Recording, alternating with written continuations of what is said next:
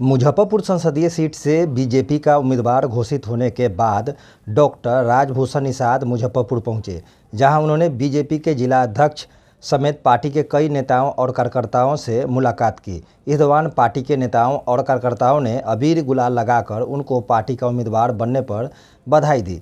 वहीं पार्टी के उम्मीदवार घोषित होने के बाद शहर पहुंचे डॉक्टर राजभूषण निषाद कार्यकर्ताओं और नेताओं के साथ और सहयोग मिलने के बेहद खुश नजर आए। वीआईपी को छोड़कर भाजपा में शामिल होने के बाद बीजेपी ने मुजफ्फरपुर के मौजूदा सांसद अजय निषाद का टिकट काटते हुए अब राजभूषण निषाद को पार्टी ने मुजफ्फरपुर संसदीय सीट से अपना उम्मीदवार घोषित किया है। इससे राजभूषण निषाद बेहद उत्साहित नजर आ रहे हैं। राजभूषण निषाद ने कहा कि पार्टी ने उन्हें एक बड़ी जिम्मेदारी दी है, जहां वह पार्टी के जिम्मेदारी पर 100% खरा उतरने का पूरा प्रयास करेंगे। भारतीय जनता पार्टी के शीर्ष नेतृत्व ने जो मेरे ऊपर विश्वास जताया है, मैं इसके लिए अपने शीर्ष नेतृत्व आदरणीय यशस्वी प्रधानमंत्री नरेंद्र भाई मोदी साहब और भारतीय जनता पार्टी के राष्ट्रीय अध्यक्ष श्रीमान जेपी नड्डा साहब, भारत के यशस्वी गृह मंत्री भाई अमित शाह जी के और भारतीय जनता पार्टी के प्रदेश अध्यक्ष बड़े भाई सम्राट चौधरी जी का मैं आभार व्यक्त करता हूँ कि उन्होंने मुझ पर विश्वास रखा है और मैं उन प्रयास करूँगा कि आप सबों का उनके विश्वास पर खरा उतरने। देखिए, ये ऐसी बात नहीं है और किसी का टिकट काट करके नहीं दिया गया है। भाई अजय निषाद जी हमारे सम्मानित भारतीय जनता पार्टी के नेता हैं और उनके लिए पार्टी सिर्फ रोल का परिवर्तन किया। हो सकता है कि उनका जिम्मेदारी इससे बड़ा हो, क्योंकि 2 बार के सम्मानित सांसद रहे हैं यहाँ के, तो किसी की कद छोटा करने की बात नहीं है या किसी का टिकट काटने की बात नहीं है। मैं एक छोटा सा कार्यकर्ता हूँ भारतीय जनता पार्टी का और भारतीय जनता पार्टी के शीर्ष नेतृत्व ने मुझे ये काम दिया है।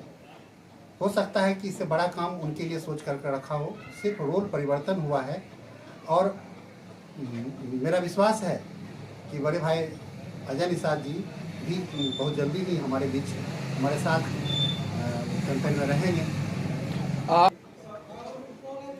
हमारे साथ जनता के बीच जाने के लिए बहुत सारा मुद्दा है, जैसे कि मोदी की गारंटी। हमारे यशस्वी प्रधानमंत्री नरेंद्र भाई मोदी जी ने भारत का जो सर्वांगीण विकास किया है, चाहे वो विश्व के पटल पर भारत का नाम रोशन करने की बात हो, चाहे कोरोना काल में वैक्सीन बनवाने की बात हो, हर क्षेत्र में, चाहे बॉर्डर सिक्योरिटी की बात हो, देश आपका सुरक्षित हाथों में है और देश का सर्वांगीण विकास हो रहा है। देखिए, उन्होंने बहुत प्रयास किया काम करने का और जो अधूरा काम है, हम उनके पार्टी के ही कैंडिडेट हैं। हम सब मिल करके बची हुई काम को पूरा करने का प्रयास करेंगे। जब आप जीत जाएंगे तो क्या मुख्य उद्देश्य होगा कि आप ये कार्य करेंगे? पहली प्राथमिकता क्या होगी? देखिए, बिहार का पिछड़ेपन का मुख्य कारण जो है यहाँ बेरोजगारी, और जैसा कि हम सब जानते हैं कि बेरोजगारी तभी हटेगी जब इंडस्ट्रियल डेवलपमेंट होगा।